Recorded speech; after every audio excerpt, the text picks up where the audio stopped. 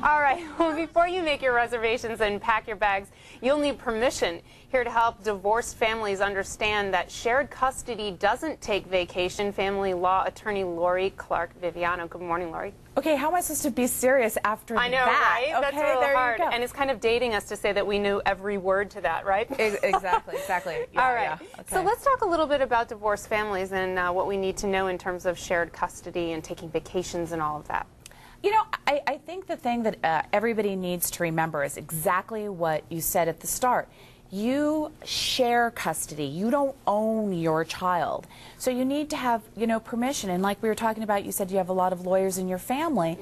You know, you need to have a clear understanding. If you've agreed, get it in writing. Get a stipulation. File it with the court. Because what people don't understand is, if you want to enforce it, you're at the airport.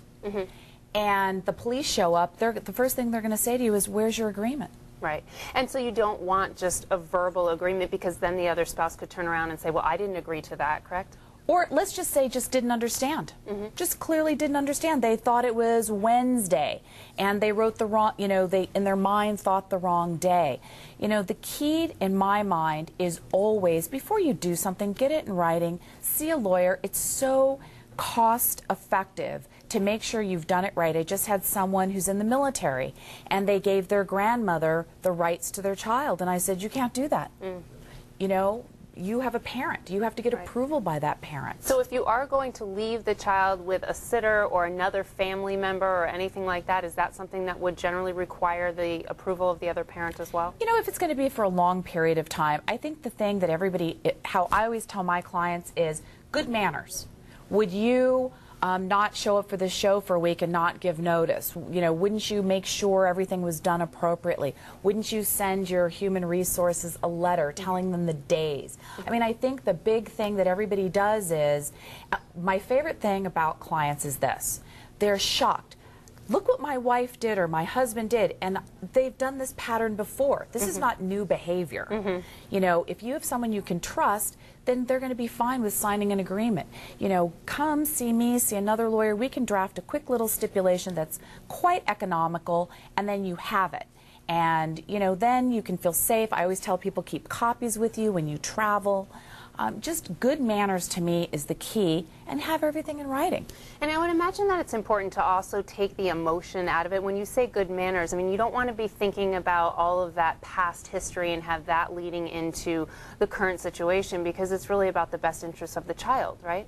Absolutely. And to me, if you have an agreement and it's in writing, it's like you said, when you were growing up, they always made sure that you said it, and here you are on TV. It's the same thing. You have to be clear and precise. Right. Are you picking the child up at 3 in the afternoon, or are you picking the child up at 5? Those become big issues. Yeah, when you and I were talking, I said I grew up with a family of lawyers and judges, and so we learned to say exactly what we meant and to say it very clearly and concisely, but not a lot of people do that. Most people are a little bit more vague in their language. Not only that, but let's not forget, you are divorcing this person. You're not best friends. Right. So just make sure you get it in writing and see your divorce lawyer, and let's not say how old we are. Exactly. All right, now if you're taking the child out of the country, talk a little bit about passports and how important that is. People have got to have a passport. That I'm having a lot of problems with a holder of a passport. I just had a case. I thought this was a brilliant idea. They have an agreement. It has to go in a lockbox. So when you need the passport, you get permission, you go in the lockbox, you take it out, you put it back in. Because, let's face it, you need a passport and you need written permission. The other thing is, go to your website before you travel. Delta may have different rules than American Airlines. But don't do this at the last minute. I love when I have someone who wants to leave on Tuesday. Hello? What am I going to do on a Thursday? Right.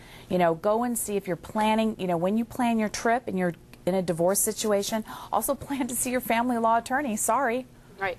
And, you were talking about, a situation where you don't own this child, Right. and it is a joint custody. And so what is your best advice in keeping the relationship sound? Good communication, like you said. Be precise in your communication. I think that is the biggest problem. Even if you say to someone, okay, I'm going to reiterate, this is what I think, mean what you say and say what you mean. Okay. Well, thank you so much for being with us.